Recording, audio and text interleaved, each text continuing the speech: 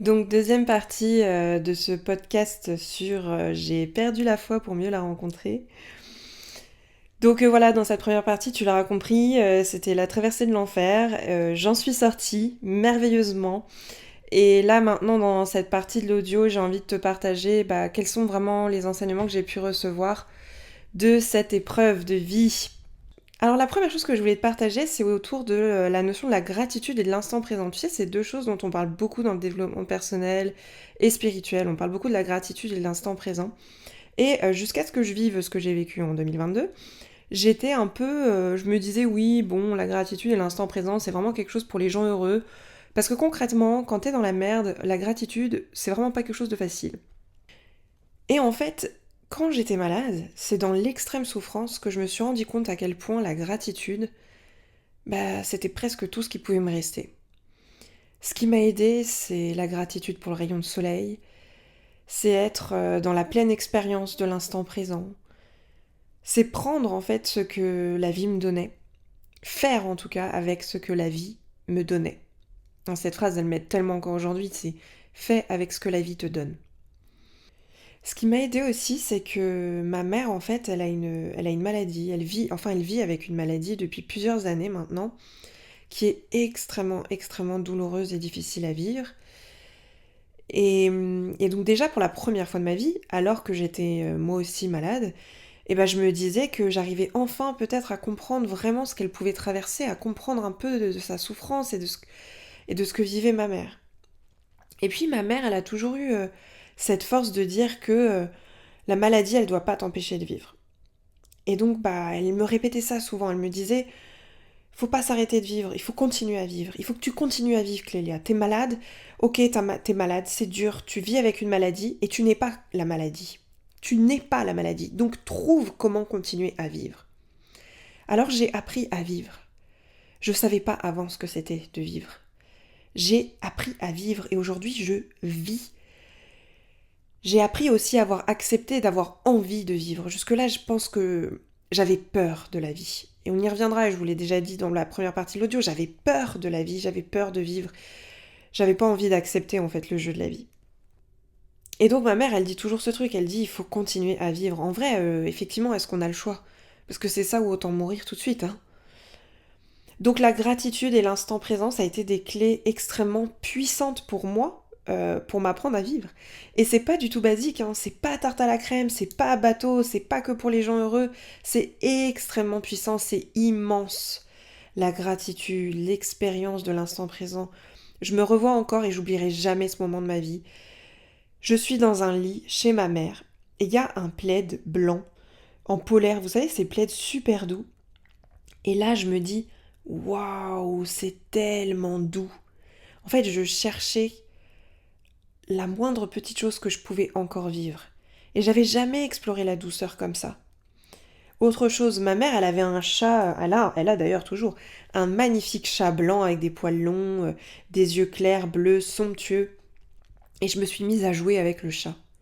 Non mais jouer avec le chat. Avant, je jouais pas avec les chats, je m'amusais pas comme ça. Je ne m'amusais pas. Je ne vivais pas. Et je me suis rendu compte de ça. Le plaisir de jouer avec le chat. Ce plaisir simple et immense. J'avais tellement de joie de jouer avec ce chat. Vous savez, avec les petites plumes là qu'on fait voler et puis le chat il essaie de l'attraper. Donc voilà, j'ai commencé à vivre. J'ai commencé à aimer et à aimer la vie en fait. À savoir ce que c'était que d'aimer la vie. Il y avait donc ce plaid, l'expérience du rayon de soleil. Et il y avait aussi autre chose, c'est qu'à cette période-là, chaque jour, j'arrivais seulement à descendre quelques minutes par jour pour m'asseoir sur un banc en bas de chez ma mère, 5 minutes. Et en bas de chez ma mère, il y a des arbres avec des écureuils. Mais quelle chance! Ces écureuils, ils m'ont fait découvrir le bonheur. Dans un moment d'extrême souffrance, je découvrais ce qu'était le bonheur. Cet écureuil qui sautait de branche en branche, mais c'était d'une telle beauté. La force de la beauté aussi.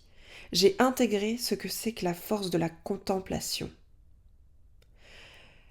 Après, dans la souffrance, je dis pas que c'est toujours possible, hein. Je veux même pas penser aux personnes qui vivent la guerre. En ce moment, bien sûr, on parle beaucoup de la guerre et je pense à ces personnes-là et moi, je vous parle que de mon expérience. Donc voilà, je veux même pas imaginer. En tout cas, moi, j'avais encore cette chance, j'avais encore la chance dans mon malheur, dans ma souffrance, d'avoir la possibilité de regarder les écureuils dans les arbres. Et quelle gratitude, quel plaisir et quel bonheur que d'avoir cette gratitude. J'ai encore les écureuils dans les arbres. J'ai plus le goût de la confiture. Alors là, je vous parle de la confiture parce qu'à un moment de ma rémission, j'ai retrouvé le goût et le plaisir de manger. Et j'ai repu manger. Et j'ai découvert ce que c'était que la confiture. Je ne savais pas ce que c'était avant que la confiture. D'abord parce que j'étais pas autant connectée avec le plaisir d'essence et l'instant présent et de goûter à ce point la vie. Et puis ensuite parce que j'ai découvert les confitures de Madame Ferber. Si vous connaissez pas, je vous invite vraiment à aller voir ce que c'est que la maison Ferber. Elle fait de la livraison aussi si vous pouvez pas aller en Alsace. Si vous n'avez pas goûté, enfin moi, tant que j'avais pas goûté de confiture de cette dame, je ne savais pas ce que c'était que la confiture. Bref, parenthèse fermée.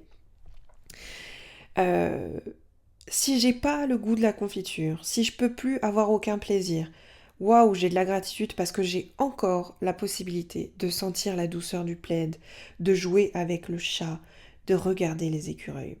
Ces trois choses-là, rien que pour ça, je peux continuer à vivre.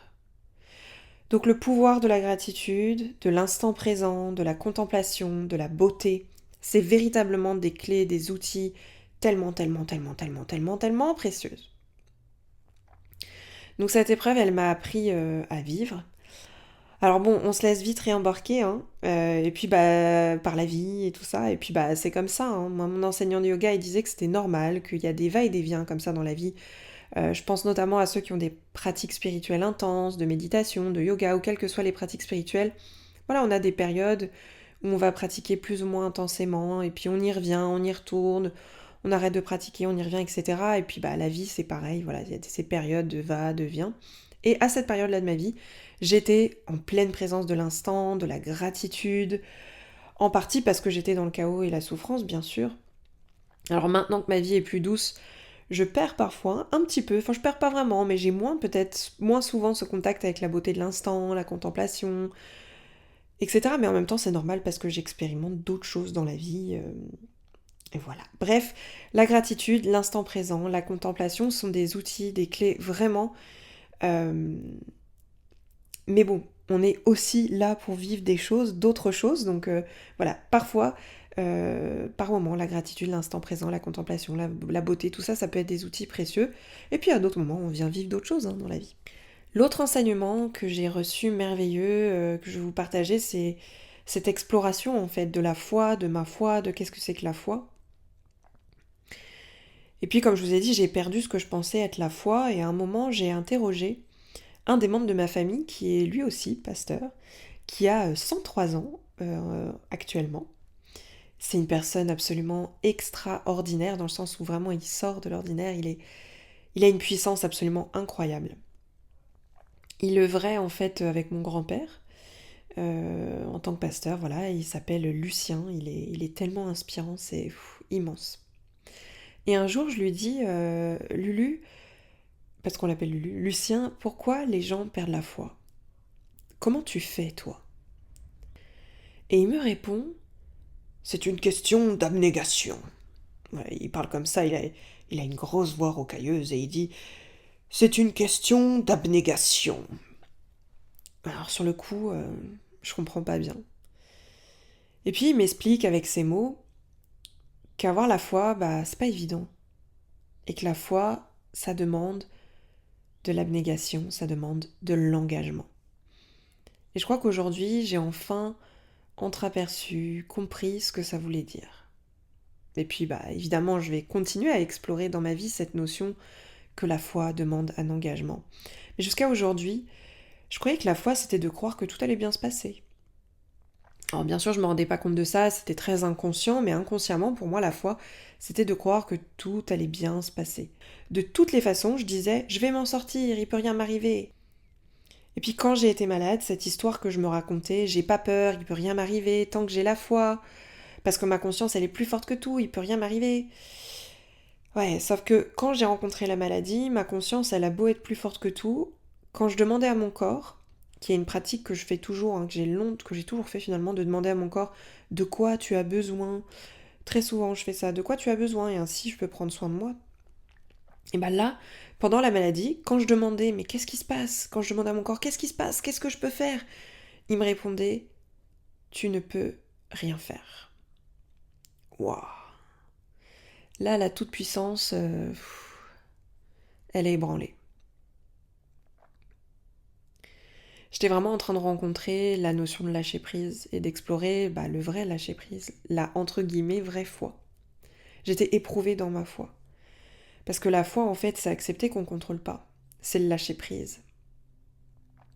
C'est accepter qu'on ne connaît pas le mystère et accepter que c'est peut-être même bien qu'on ne le comprenne pas et qu'on ne connaisse pas le mystère. C'est accepter de ne pas contrôler. Sauf que moi, jusque-là, j'avais toujours été dans l'hyper-contrôle. Je fermais les yeux pour pas voir que j'étais terrorisée. J'essayais tellement de pas voir ma peur de vivre dans ce monde. Je me racontais l'histoire que rien pouvait m'arriver, que comme j'étais guidée, rien pouvait rien m'arriver. Il y a peut-être ce biais aussi quand on explore la notion de la foi, et je pense que c'est aussi en partie en rapport avec mon éducation, où on dit tout le temps « tant que tu crois, Dieu te sauvera. Tant que tu crois en Dieu, Dieu te sauvera. » Et encore, je dis pas que c'est faux, je dis juste que il y a un biais, il peut y avoir un biais dans ce truc de dire tant que tu t'aimes, la vie t'aimera, parce qu'on n'est pas obligé de le prendre au prisme de Dieu, si ça vous parle, on peut le dire autrement. Hein. Tant que tu t'aimes, vous savez, on entend beaucoup ça dans le développement personnel. Tant que tu t'aimes, la vie t'aimera. Tant que tu crois, tu seras sauvé. Ça, c'est vraiment aussi quelque chose que j'ai perçu pendant la maladie, c'est combien le développement personnel et spirituel, ça peut être extrêmement violent.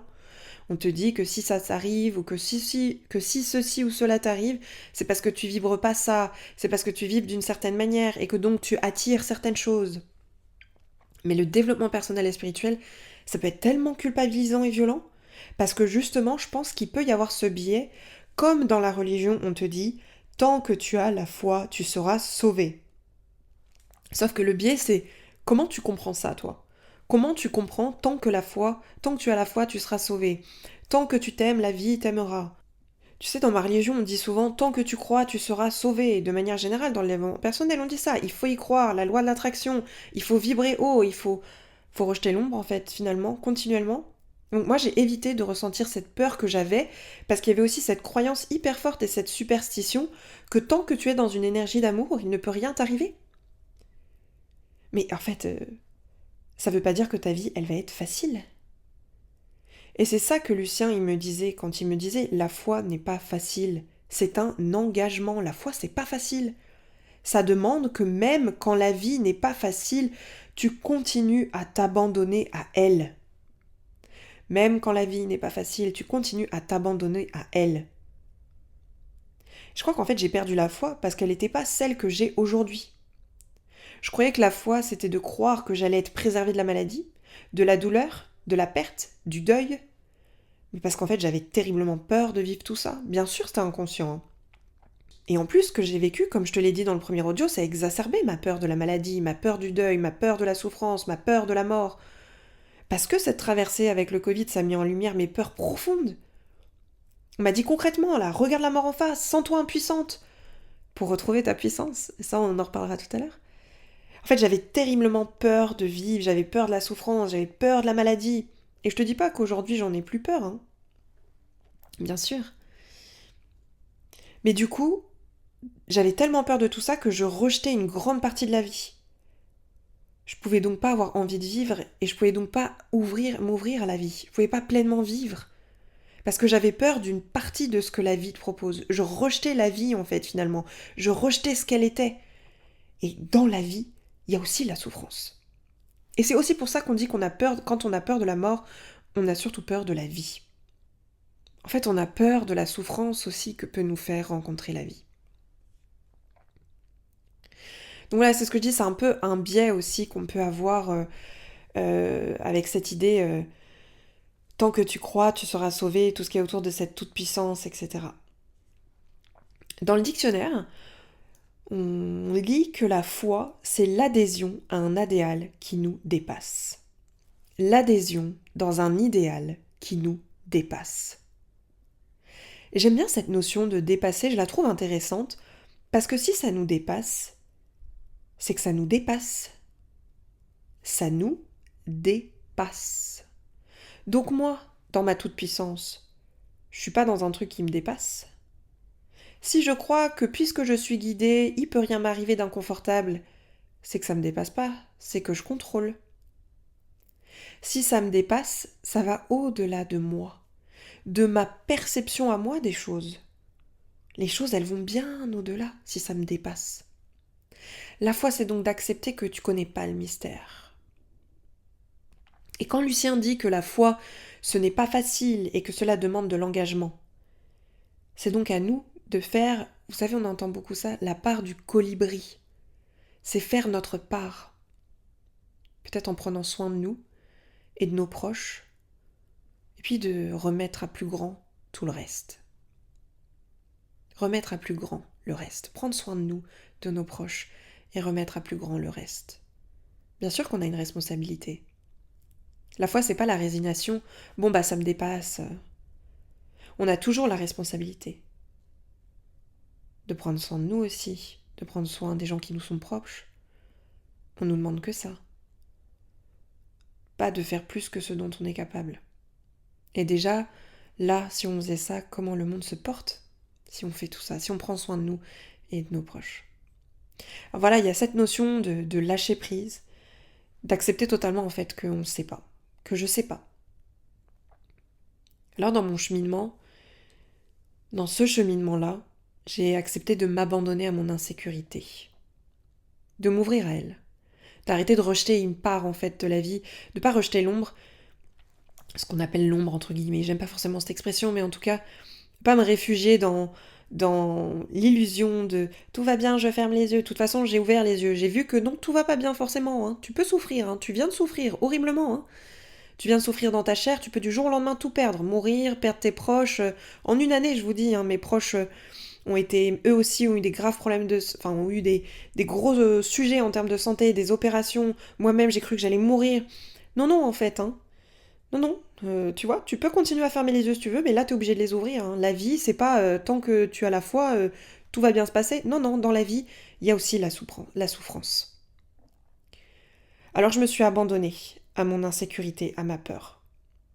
Et la foi, pour moi, c'est s'abandonner, mais pas dans le sens de se perdre, mais dans le sens d'embrasser, de traverser la vie, de s'ouvrir à elle totalement. Et ça veut pas dire s'oublier, ça veut pas dire ne plus penser à soi, ça veut pas dire ne pas écouter ses besoins, ça veut pas dire je me résigne, de toute façon je me résigne, j'essaie pas de faire des choses, je crois pas que mon avenir est lumineux, je ne crois même pas en un avenir. Non, c'est pas ça. C'est juste accepter de se laisser traverser par la vie. Et c'est en ça que la peur de la mort, elle est liée avec la peur de la vie. Parce qu'on n'accepte pas en fait de se laisser traverser par elle. On a tellement peur de mourir, on a tellement peur que ça s'arrête, on a tellement peur de souffrir, peur, qu'on n'accepte pas de se laisser traverser par elle, et aussi du coup d'accueillir sa lumière et sa beauté. Donc en accueillant finalement son ombre, on peut accueillir encore plus sa lumière et sa beauté. J'ai beaucoup aimé aussi cette phrase qui résonne avec ça, j'ai lu cette phrase qui dit « La foi, c'est le courage de vivre ». La foi, ça demande ça, hein. Le courage de vivre, l'engagement de vivre. Dire oui à la vie. J'ai vu aussi cette phrase qui dit « La foi est l'accueil dans la grâce de la vérité révélée qui permet de pénétrer le mystère. » Qui permet de pénétrer le mystère. On ne dit pas comprendre le mystère. On ne dit pas comprendre le mystère. On dit pénétrer le mystère. Il y a vraiment cette idée de traverser le mystère. Une autre phrase que j'ai lue sur la foi, c'est le fruit de l'amour et le service, et le fruit du service est la paix. La foi, c'est le fruit de l'amour, c'est le service, et le fruit du service, c'est la paix. Il y a vraiment cette idée de s'abandonner à la vie, de faire sa part au service de la vie. On n'a pas besoin de comprendre le mystère. Et quand je dis mystère, c'est tout ce que vous pouvez mettre vous derrière cette notion de mystère. Pendant 30 ans finalement, inconsciemment, consciemment, je croyais avoir compris le mystère. Dans cette illusion de la foi, je suis guidée, tout va bien, il ne peut rien m'arriver. Moi, je dis pas que c'est faux. Mais peut-être que c'est de l'ego spirituel. Moi, je suis pas hyper à l'aise avec cette expression, mais je trouve quand même intéressant de la poser là. J'ai pas envie non plus de m'accrocher à cette expression. Je crois que la nuit noire de l'âme, ça permet notamment de s'apercevoir que notre foi, elle s'accrochait notamment sur du contrôle. C'est bon, je suis connectée au divin, je suis dans la grâce. Et de pas se laisser traverser par la vie et tout ce qu'elle est. C'est contrôler encore. Ne pas accepter qu'on n'a pas le contrôle sur la vie. J'ai vu une autre belle phrase qui dit « Avoir foi en soi, c'est croire qu'il existe en soi une force créatrice qui porte tout son être vers le meilleur pour soi, vers les désirs les plus profonds, vers l'épanouissement le plus riche en tant que personne. Avoir foi en soi, c'est croire que l'on est capable du meilleur. » On est capable du meilleur. J'aime beaucoup cette phrase, se dire que la foi c'est possible. C'est pas de rejeter des choses, c'est croire que c'est possible. Avoir foi, c'est croire qu'on est capable. C'est croire que c'est possible. Avoir foi, c'est croire que c'est possible.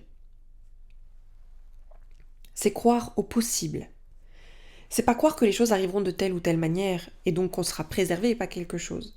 Je vous repartage ça encore parce que je sais que c'est un biais qui peut-être peut résonner. Alors donc je vous disais, j'ai choisi d'embrasser mes insécurités.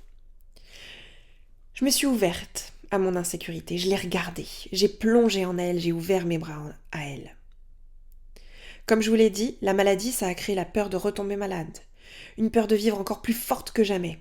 Tant que j'étais malade, j'avais pas peur de vivre, je croquais la vie comme jamais, je m'accrochais à elle. Mais à partir du moment où j'ai guéri, ah là, c'était une autre histoire. J'avais de nouveau peur de la vie, peur qu'on me l'enlève, peur de souffrir de nouveau. Donc je suis allée embrasser. Toutes les fois dans ma vie où j'avais fait face à la douleur, toutes les fois où la vie elle m'avait fait mal, en tout cas la vie elle m'avait confirmé cette idée que la vie c'est dur, ça fait mal, ça fait peur, j'ai pas envie de vivre la vie.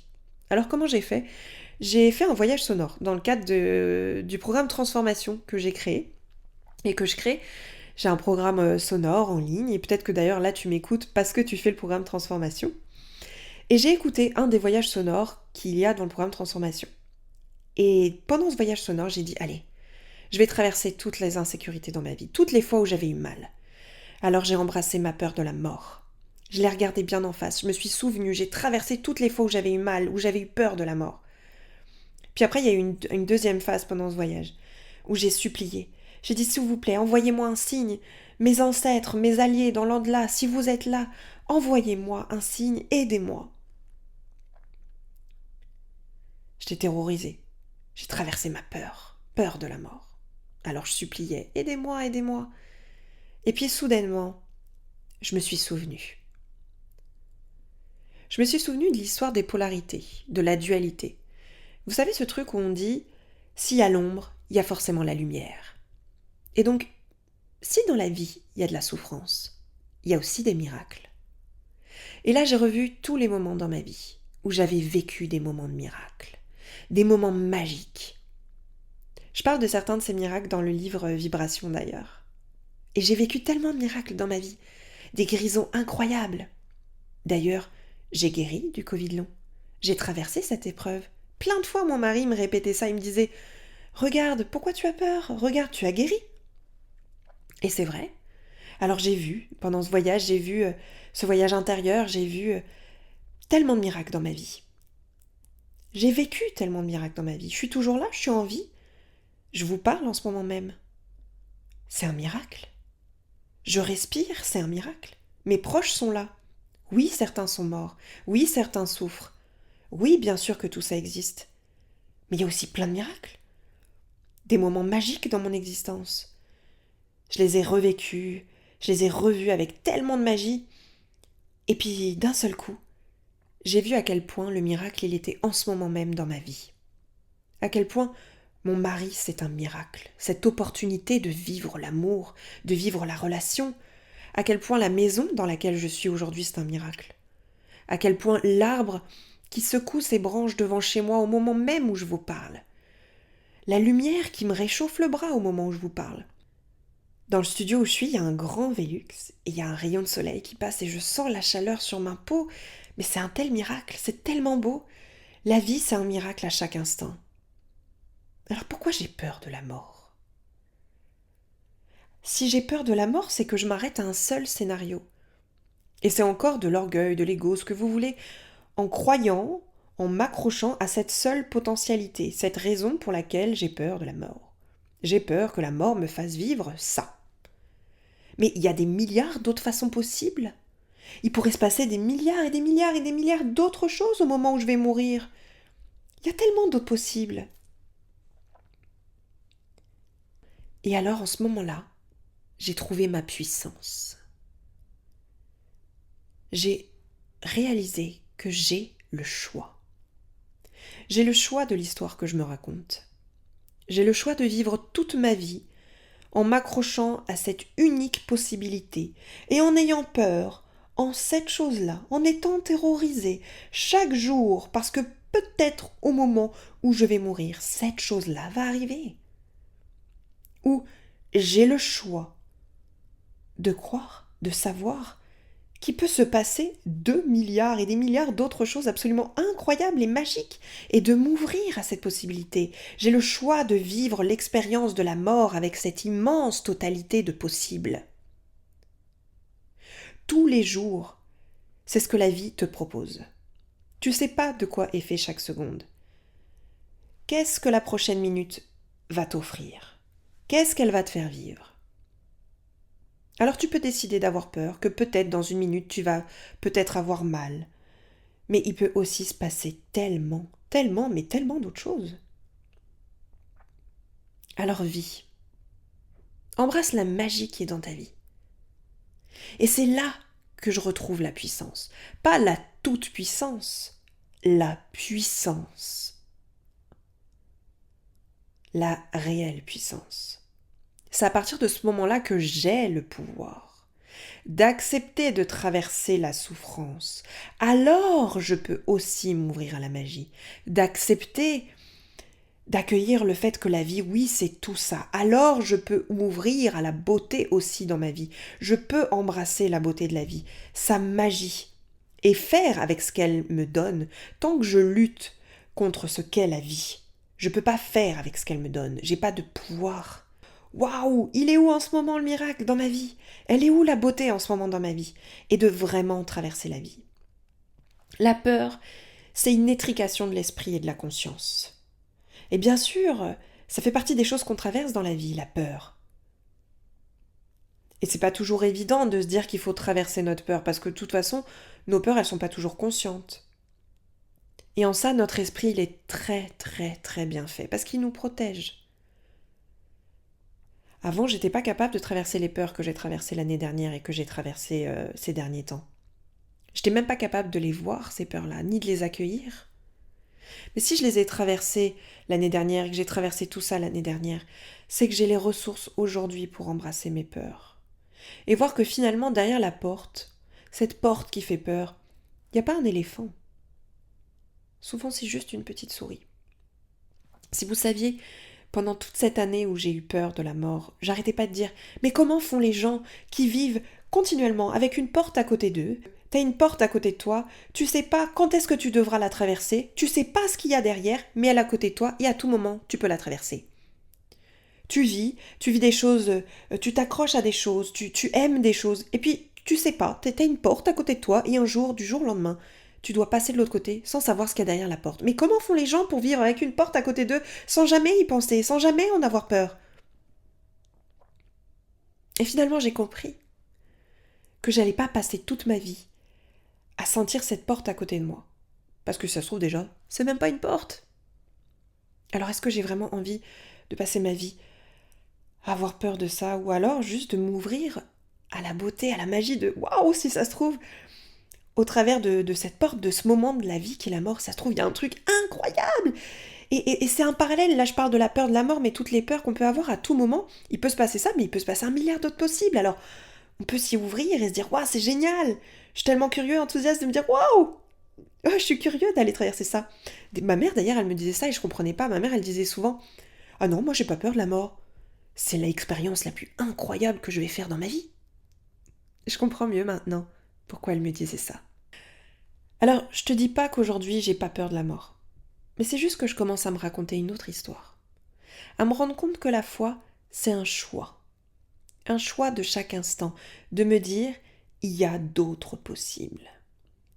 Il y a plein de possibles, plein de chemins, des milliards et des milliards, une infinité de possibilités. Et pour moi, la foi aujourd'hui, c'est ça. C'est cet engagement de me dire que ça me dépasse. Je lâche prise. J'ouvre les bras à la vie. Il peut se passer tellement de choses. Et là, on parle de la foi de manière générale.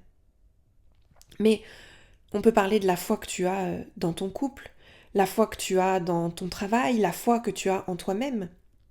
À un moment, l'engagement qu'on a quand on dit « Allez, je décide d'avoir la foi en moi, la foi en mon couple, la foi en telle et telle chose », quand on traverse des épreuves dans notre couple, des épreuves dans notre vie personnelle, avec notre santé, avec notre famille, avec nos relations, avec notre travail, ou avec le monde dans lequel on vit, c'est de me dire « Allez, je décide de croire qu'il peut se passer tellement d'autres choses. » Et donc je décide de faire un pas avec cette conscience qu'il peut se passer d'autres choses.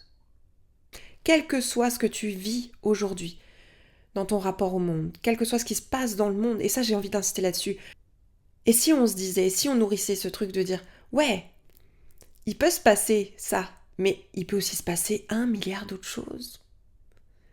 Et donc du coup, je vais agir dans cette foi-là, en faisant ma part de colibri. On en revient à cette part de colibri. Et pour le couple, c'est pareil. Moi, en ce moment, j'ai telle difficulté dans mon couple. En ce moment, je traverse telle difficulté dans mon couple. Alors peut-être que des fois, bien sûr, des fois, la décision, c'est que les choses s'arrêtent. Bien sûr, bien sûr, bien sûr, bien sûr. Mais il peut aussi y avoir ce truc de se dire, mais que plutôt de se dire, non mais ça va pas aller, de nourrir de la peur, de nourrir de l'anxiété, par rapport, encore une fois, au couple, à ton travail, à la place dans le monde, etc., de se dire, oui, mais il peut y avoir aussi plein d'autres possibles. Et donc, je décide de nourrir cette foi, cet engagement. Je suis engagée dans me dire qu'il peut y avoir d'autres choses possibles. Et donc, du coup, comment je décide d'agir en conséquence? Qu'est-ce que j'ai envie de faire? Qu'est-ce que j'ai envie de nourrir? Et c'est en ça que ça nous donne du pouvoir. Parce qu'à partir du moment où on a la foi, on retrouve des possibilités. Tant qu'on nourrit, en fait, finalement, la peur de quelque chose, on n'a plus de possible. Mais à partir du moment où on décide de dire il peut se passer 1 milliard d'autres choses, on retrouve du pouvoir et de l'action. Et c'est immense pour moi de vous partager tout ça. Depuis des mois, je savais que ce moment arriverait. C'est fou parce que même au moment où je croyais plus en rien, il y avait une petite voix de temps en temps qui me disait « Un jour, tu partageras tout ça. Un jour, tu t'en seras sorti. » Je pensais que partager tout ça, ça me demanderait d'être dans une grande zone de vulnérabilité. Et en fait, pas du tout. Ça me fait tellement du bien de vous partager tout ça. Alors merci de m'offrir cet espace. Et j'espère vraiment que ça vous aura apporté beaucoup de lumière. Et aussi la possibilité d'accueillir les parts d'ombre, d'accueillir l'inconfort, d'accueillir ce qui n'est pas confortable dans la vie. La vie, c'est peut-être un jeu, un souffle. Alors je te souhaite de respirer grand ce souffle qui nous traverse. Éventuellement avec curiosité, avec enthousiasme. La foi, c'est ça, c'est ouvrir les bras à la vie. En tout cas, c'est ma nouvelle définition de la foi et celle que j'incarne aujourd'hui. C'est s'ouvrir à l'infinité de couleurs de la vie. Alors je souhaite apporter une précision parce que j'ai beaucoup parlé de la religion dans ce podcast et de vous dire que là, quand je parle de la religion, c'est pas pour vous dire que la religion elle est comme ceci ou elle est comme cela. Moi, comme tout le monde, j'ai vécu la religion avec le prisme de mon histoire, de mon prisme personnel. Je dis juste que le fait d'avoir grandi avec certains enseignements religieux, ça m'a amené à penser certaines choses, à cheminer d'une certaine manière, ça m'a offert des voies d'exploration, sans jugement négatif ou positif.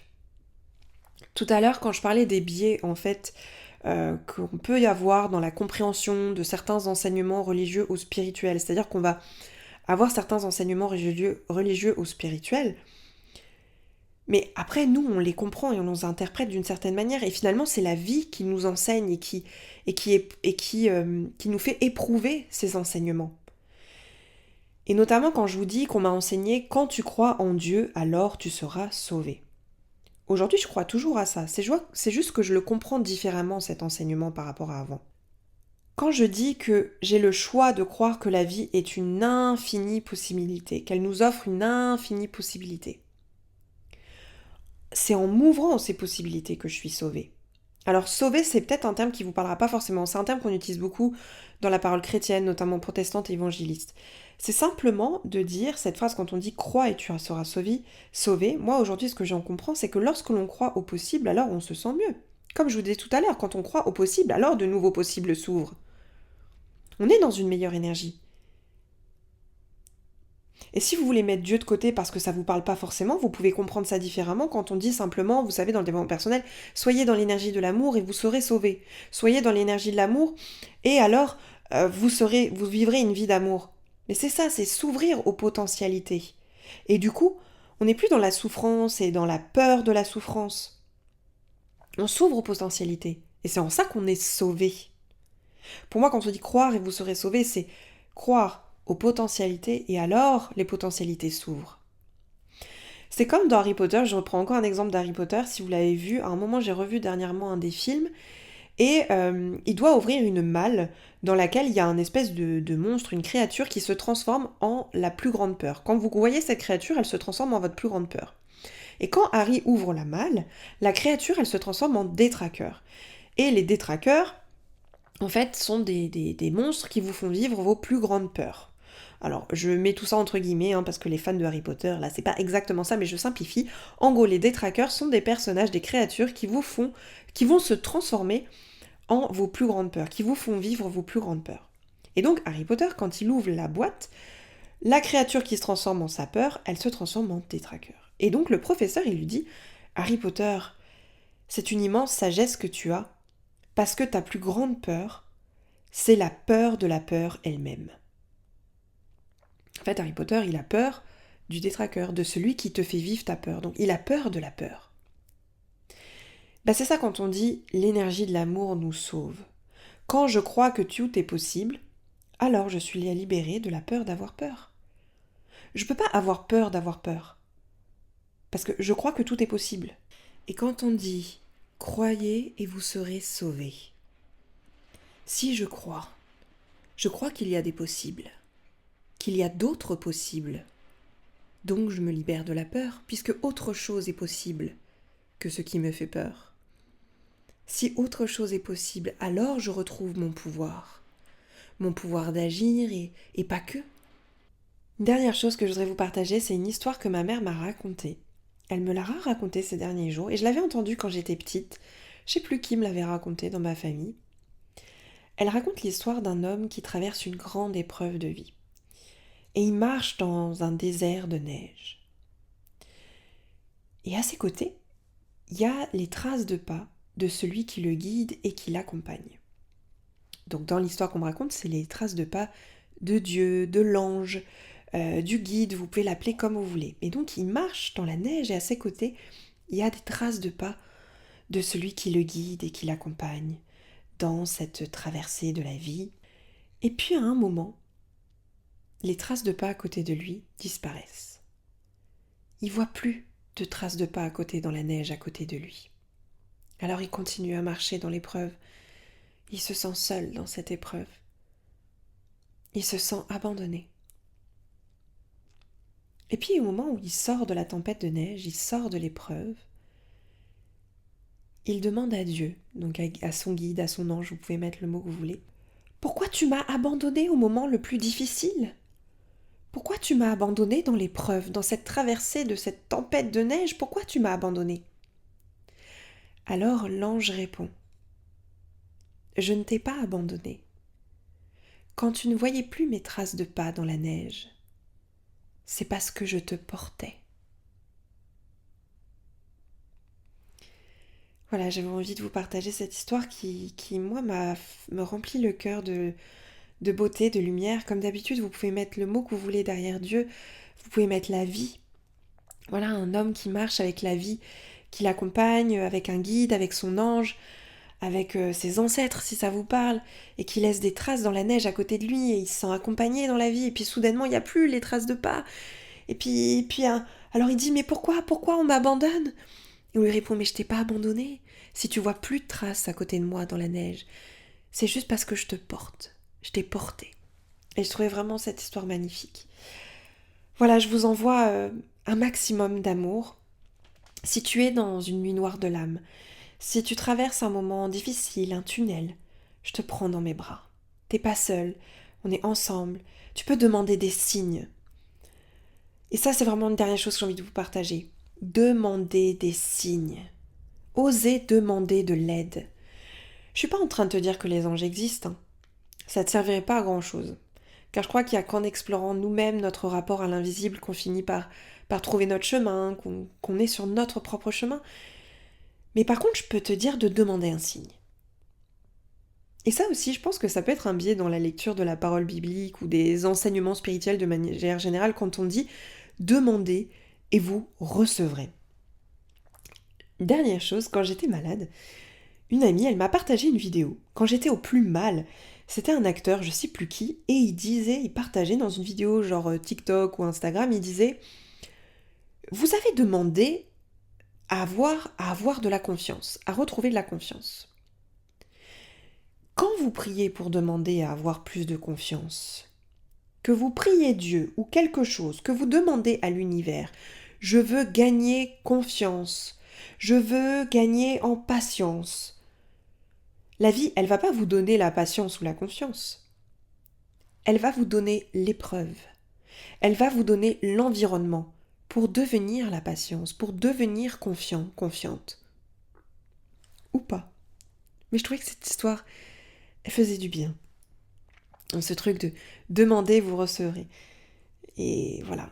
Dire voilà, quand tu demandes quelque chose, bah la vie elle te demande, elle t'offre parfois, pas toujours, hein, elle t'offre l'environnement pour gagner cette chose-là, pour rencontrer cette chose-là. Si tu demandes de la confiance, la vie elle te donne pas la confiance, la vie elle te donne l'épreuve, l'environnement pour que tu rencontres et que tu deviennes et que tu intègres la confiance. Ou pas, ça dépend, mais je trouvais que cette histoire était intéressante. Voilà, donc je disais demandez un signe et vous le recevrez, osez demander. Et peut-être que le signe, c'était cet audio. Merci encore. Je t'envoie encore une fois tout plein de lumière, tout plein d'amour. J'espère que le partage t'aura offert beaucoup d'inspiration, peut-être des résonances. N'hésite pas à m'écrire, voilà, ou à laisser un commentaire. Je sais pas encore où sera cet audio, mais voilà, tu peux me partager aussi. Est-ce que ça aura résonné pour toi?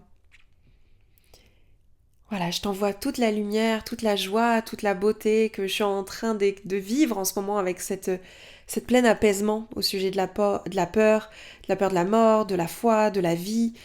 Et mes bras grands ouverts, grands ouverts, mes bras à la vie. La vie est magique. Elle est pleine de possibles. Une infinité de possibilités.